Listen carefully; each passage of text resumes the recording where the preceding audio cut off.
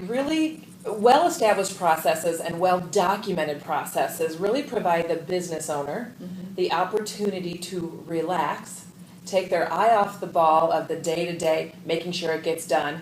I often hear business owners say, well, I can't get an assistant or I can't delegate it because I won't know it's done and then I worry about it. Well, you really can with the right process and the right steps in the process, the right checks and balances.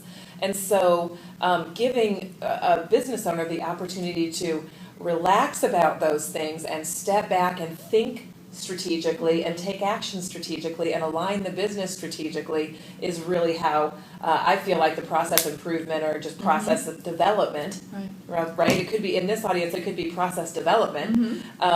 It really makes such a difference for folks. I know in my household even, Whitney and I have processes that we run around as I'm preparing for vacation or traveling, processes that happen around for my packing and unpacking and things like that, and for my daughter, and same thing when I come home. We really run the same process, and it allows me, I have lots of processes, but just bringing it to the to women and running a household and running a family and a business, I don't have to think about all that stuff, and I can think about growing my business, growing my company, taking care of my clients. So I find process development, improvement, just the utilization of them in my life and my business is just incredibly invaluable to giving me the energy that I need and the space that I need to go make things happen. I'm a huge advocate. Yeah. The other thing that it made me think as you're talking about that is it also enables you to not micromanage. Right. Yeah, I do not micromanage. Thank God. But that's a challenge with business owners and really any leader. And if you're micromanaging, you aren't in the strategy. Right. And you all at this table need to be doing strategy, not operations. Yeah. Because that's what allows you to be more effective. You can be getting more efficient, but if you're working on the wrong things, that's not very good. The other thing it does is allows you to train people. Yes. Because if you have a process there, everybody's trained the same way. And you can identify where the breakdowns are then. Exactly. And otherwise, it's all just chaos, just swirling. You always have processes. The one thing you said was process development. You have processes. You may just not know what they are. Right. They're not documented. They're not well developed. They're not followed. Everybody's doing their own thing, and therefore it's inefficient. It's really fun to find out what some of the processes are, because sometimes they're just crazy. But the other thing that you can also identify is what I call knowledge or relationship monopolies. Are there people, and this is so key to any business, are there people in your organization who are the only people who know how to do something? Or the only people who have that relationship with a really significant customer or a vendor? Big vulnerability. Huge. And I have seen more business owners be almost in essence blackmailed by employees.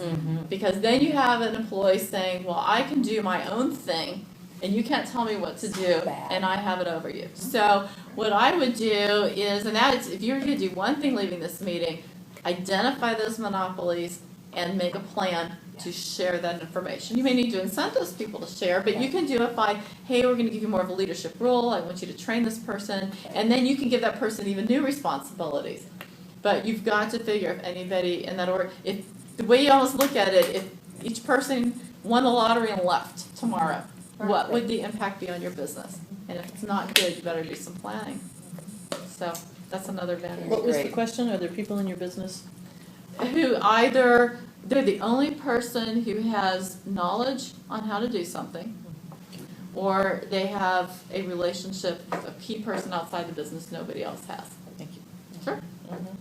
Let's shift into Q&A. I could ask you questions all day. Q&A is fun. Yes, we agreed that there were a couple of things that we would cover today, and I think you've laid a great foundation. I'm thrilled with this. Who has a burning question? I'll develop a little bit further. Anything at all? Ginny? Well, I'd like to ask you if you have used Office Manager. It's a new, fairly new program the last couple of years through Microsoft. Have you tried that, or have you seen how? I mean, I've seen clients use it for some flow charting. I'm trying. Is that the one The flow charting? Well, it actually, you can enter the business name, who the key people are, where you are in the process. It reminds you to call them back, when the contract's signed, what revenue you project to earn. I have not used that now. I just came across it and I found it invaluable because I was dropping all the balls. You know, I mean, 5 kids, running my own business, you know, and it's like, I can't remember who's going where, and then did I call that person back? What was that conversation? And it tracks every email that goes back and forth between you and that person. So It's called Office Manager, Yes. and it's a Microsoft product. right. And is it It's under- hosted in the cloud or is it local? No, it's right there on your computer. Okay, so you install it. Okay. Right. And it Interesting. works with Outlook then too. With Outlook. Okay, Yes, great. it's part of Outlook actually. I think. That's a good idea. Anytime you can use software to help. Like I went to a class to really maximize the use of Outlook, and it's changed everything in terms of some of that dropping tasks and Right. whatnot. But y'all check into that. Right, and I was looking for people trained in that because you know, just to enter all your data and get you up to speed, you know, you can train someone else to do it, but it'd be nice if somebody, if it was more popular and students knew about it and developed that skill. I have some ideas on how you could find folks to help you with that. We can talk afterwards. Okay. Yeah. But that brings you mentioned students. That was one thing we actually didn't talk Yes, about. We're going to talk about internships. Okay, and then we'll go internships. back to Q&A. Okay. Okay. Well, Internships. that would be a great opportunity to have an intern do something like that. I mentioned what our internship program works, but just to, I never thought of it as much as a consultant, but what a great resource for you all to have someone come in for, like ours are 120 hours, I'm sure they vary, but to give some projects to someone for, like our average intern makes $11 an hour. And they are phenomenal. They could do a lot of the stuff you never quite have time to. They keep putting on that back burner. Right. I've got 4 students in my department. I've got 2 undergrads, and my MBA students are amazing. Yeah. And they are doing so many things. Like they're doing competitive analysis on other schools and doing a lot of Excel analysis. So you can get some that are fabulous. And it's short term, so it's not going to take a lot of your revenue, no benefits, etc. So it's really good resource, and you can the ones at University of Missouri, and so the majority of ours are actually in the St. Louis area. Right. That's why but other part schools of why I here wanted do to it as introduce well. you to the network is it's right here in St. Louis, and a lot of your students are here, so they're back in the summer and they're back in the winter holidays. So Exactly. And Whitney's got a flyer that she'll pass around with some information, and I'd be glad to hook you up and get you set with that. now, how do you recommend that companies get value out of an internship and not spend a lot of their resources managing the intern, training them? A lot of small business owners hear about using internships, but they really don't have the wherewithal to properly bring someone on, delegate tasks, delegate the projects. How are you setting that up? I know you've had a lot of success with setting up the internships. We provide some resources to help design that internship. I think the key is that design, that you just don't, bring them in and then because I even had that with my students sometimes in my office. I'm trying to get my work done, like, now I've got to figure out what I'm going to have them do. So you've got to take some time to think about that. But I think if you have a very clear job description, what I will do with my team now is at our meetings, we'll talk about what are projects. So that as soon as the intern's done, we've got another one to shift that person to. I think the other is getting a real high quality intern. So you get somebody who is going into their senior year of college or get an MBA. Yeah. And then you'll be able to let them go. But you're going to want to interview. One thing you can even do is interview in the fall for the following summer, because you're going to get the cream of the crop. The best students are going to be asked to come into internships in the fall, because that's when we're finding companies are coming on campus sooner. The other thing, one challenge you'll have though, is there's this thing with big companies. They're just really working against that.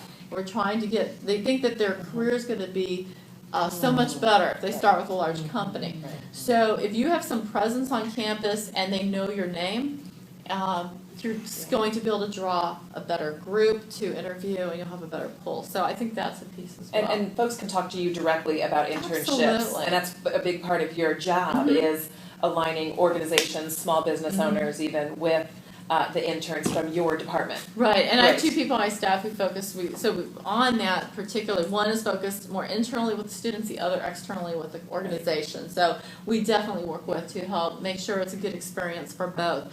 The other thing that's really neat that you can do, and I've seen some businesses do this, if you have somebody you want to groom as a leader, give them responsibility for that intern.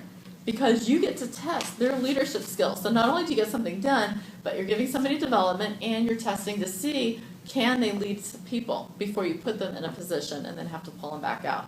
So that's another win-win with the internships too. Great. Okay, good. Back to Q&A. Okay. I do. Amy. You talked about being aware of my market, Uh-huh. and then you talked about it quickly moved over to financially savvy, fiscally responsible. I think you looped back to get out there with the customers. Mm-hmm. Is that in reference to what you said originally about becoming aware of my market? Yes. Mm-hmm. Environment. Your environment. Environment. Yes. Okay, so I own the only sailboat shop in town, and I spend a lot of time with the various marinas and associations on the lakes and the rivers. And is that what you're talking about? Are they the ones purchasing your Mhm. services? Mhm. Okay, then that would be them. Okay. And I think it's spending time with them, but it's also having, at maybe once a year, having someone either do some focus groups or just interviews to collect Okay. information, because they're probably, if you're the one source, they're going to be hesitant to maybe tell you the truth at times.